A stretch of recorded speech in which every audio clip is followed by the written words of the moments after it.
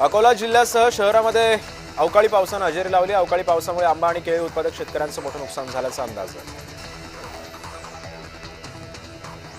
नाशिक जिल्ह्यातील निफाड तालुक्यामध्ये अचानकपणे झालेल्या गारपिटीसह अवकाळी पावसामुळे शेतकऱ्यांना मोठा फटका बसलाय। द्राक्षांसह कांद्याचं पीक सुद्धा मोठं धोक्यात आलेलं आहे। वर्ध्यामध्ये उष्णतेमुळे पेट्रोल पंपासमोर दुचाकीला भीषण आग लागल्याची घटना घडली। सुदैवाने या घटनेमध्ये कोणतीच जीवितहानी झालेली नाहीये। कर्मचाऱ्यांच्या सतर्कतेमुळे मोठा अनर्थ टळलाय। खेड जुन्नर परिसरामध्ये अवकाळी पावसाने हजेरी लावली आहे। गारपीट आणि आंबा द्राक्ष पिकांचं मोठं नुकसान होण्याची शक्यता आहे। मोठ्या प्रमाणात गारा पडल्यानं काढलेला कांदा सुद्धा सडण्याची शक्यता शेतकऱ्यांनी व्यक्त केली आहे।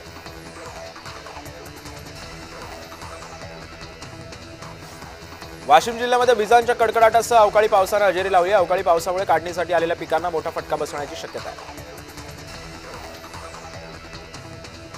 धुळे जिल्ह्यातील साक्री तालुक्यामध्ये अवकाळी पावसाने हजेरी लावली। अवकाळी पावसामुळे कांदा, गहू, हरभरा, मका पिकांचं मोठं नुकसान होण्याची शक्यता आहे। निफाड तालुक्यातील लासलगावसह आसपासच्या परिसरामध्ये अचानक वादळी वाऱ्यासह जोरदार पावसाने हजेरी लावली। या अवकाळी पावसामुळे उन्हाळी कांदा आणि द्राक्ष पिकांचं मोठं नुकसान झालंय। शेतकऱ्यांच्या हातातोंडाशी आलेला घास हिरावला जाण्याची सुद्धा शक्यता या निमित्तानं वर्तवण्यात येते। पुसेगाव गावामध्ये एका कारनं अचानकपणे पेट घेतल्याची धक्कादायक घटना घडली। या घटनेमध्ये कोणतीही जीवितहानी झालेली नाहीये, मात्र आगीचं कारण अद्याप अस्पष्ट आहे। अंबड तालुक्यातील महाकाळा इथं वीज कोसळून 2 तरुणांचा मृत्यू जागीच झाल्याची दुर्दैवी घटना घडली, तर एक जण गंभीररीत्या जखमी झालेला आहे। ही घटना महाकाळा ते स्वाष्ट पिंपळगाव रोडवरच्या नाथनगर वस्ती परिसरामध्ये घडली आहे। श्री शिवाजी उद्यान विद्या महाविद्यालयाच्या बागेमध्ये आग लागल्याची घटना घडली। बागेतील घरासह इतर महत्त्वाचं साहित्य जळून खाक झालंय। आगीचं कारण मात्र अद्याप अस्पष्ट आहे। अशोक खरात महाराज नव्हे तर संसारी माणूस आहे, खरातला शिक्षा झालीच पाहिजे अशी मागणी महंत रामगिरी महाराजांनी केली।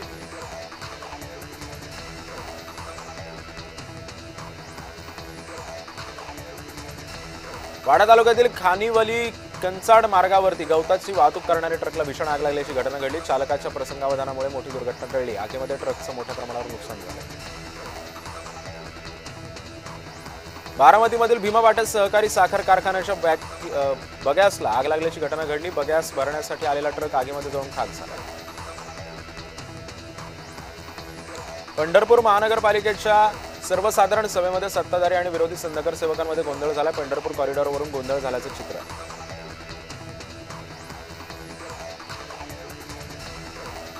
गोंदियाच्या सौंदड इथं अज्ञात वाहनाच्या धडकेमध्ये 40 वर्षीय युवकाचा मृत्यू झाला। अपघातामध्ये संबंधित वाहन चालक घटनास्थळावरून फरार झाला। घटनेची नोंद दुग्गीपार पोलिसांनी घेतली।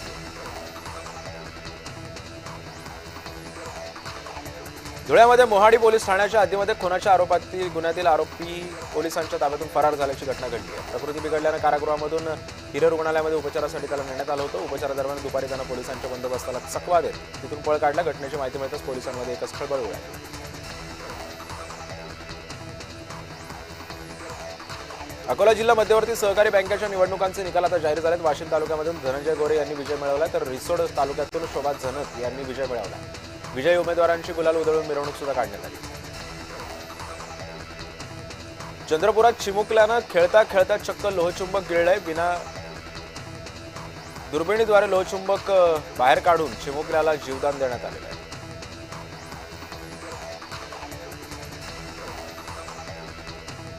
धुळे महानगरपालिकेच्या स्वीकृत सदस्यांची निवड करण्यात आली। महापौर मायादेवी परदेशी आणि आयुक्त नितीन कापडनीस यांच्या उपस्थितीमध्ये 7 स्वीकृत सदस्यांची निवड करण्यात आली। निवड झालेल्या स्वीकृत सदस्यांमध्ये हे 5ही सदस्य भाजपचे असल्याची माहिती आहे। ऐन उन्हाळ्यामध्ये चारीतून पाणी गळती झालेली आहे। येवल्याच्या मित्रविहार कॉलनी परिसरामध्ये पाणीच पाणी झालंय। पाण्याची टंचाई जाणवत असून पाण्याचा अपव्यय होत असल्याचं नागरिकांकडून नाराजी व्यक्त केली जाते। पारनेर तालुक्यातील सुपा घाणेगाव येथील कंपनीला भीषण आग लागल्याची घटना घडली। आगीमुळे परिसरामध्ये धुराचे लोट सध्या पसरलेले आहेत आणि याच पार्श्वभूमीवरती अग्निशमन दलानं सुद्धा ही आग विझवण्यासाठी काटेकोरपणे प्रयत्न केले।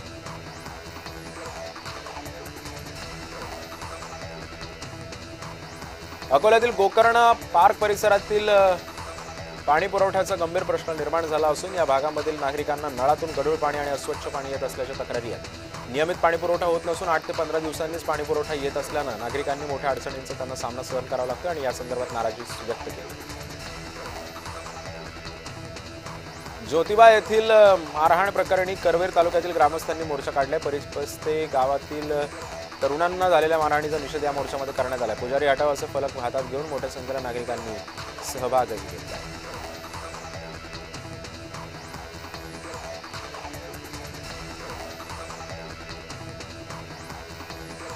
माण तालुक्यातील मोगराळे इथं सोलर कंपनीला परिसरातच प्रथमच बिबट्याचं दर्शन झालं. सीसीटीव्ही कॅमेऱ्यामध्ये बिबट्या दिसल्यानं परिसरात भीतीचं वातावरण निर्माण झालं.